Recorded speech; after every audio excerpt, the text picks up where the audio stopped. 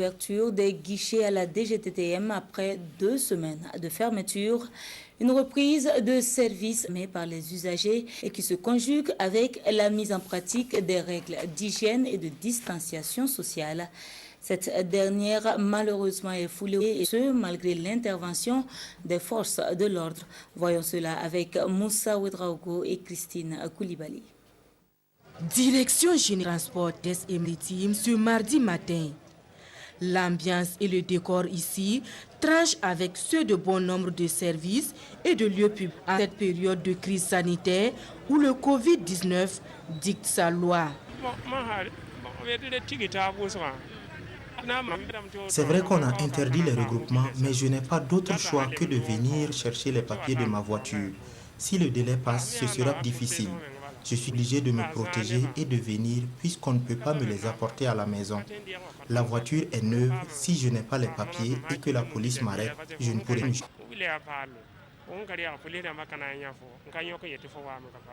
Ici, vous voyez, on ne peut pas faire 1 mètre ici, parce qu'il y a trop de monde.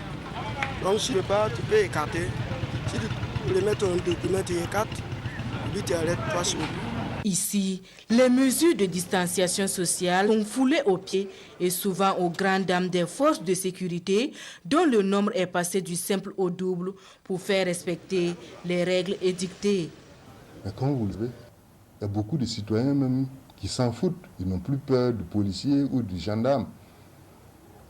La moindre occasion, c'est ces injures. Et si vous ne prenez garde, alors vous risquez d'user de la force. Et ça aussi, ce n'est pas bon. Ce matin, le policier a organisé la file jusqu'au canal là.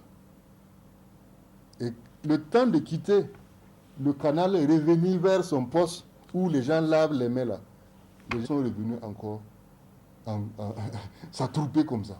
On pourrait se demander dans ce contexte pourquoi garder ouvert un service qui draine autant de monde.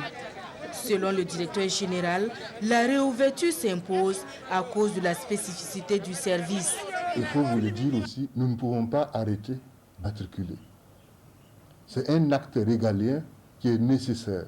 On ne peut pas que permettre aux citoyens de mettre en circulation des engins pendant et des véhicules pendant longtemps sans immatriculation. C'est un problème de sécurité publique. Comment concilier l'impératif de la continuité du service et le respect des gestes barrières dans le cadre de la lutte contre le coronavirus? Un casse pour le colonel Bougouma et son équipe. Aujourd'hui, la piste de délocalisation de certains services est envisagée pour désengorger la Direction générale des transports terrestres et maritimes, car à l'évidence, il y a péril en la demeure. Et ce, d'autant plus qu'ici, certains usagers ont toujours tendance à minimiser le danger que représente le Covid-19.